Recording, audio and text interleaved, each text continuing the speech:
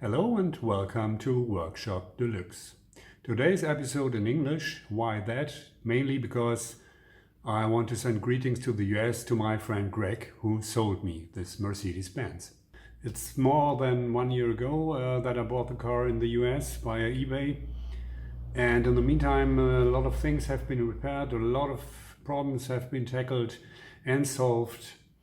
And the car is back on the streets. In the following, some impressions from the car. Enjoy and stay healthy. Take care.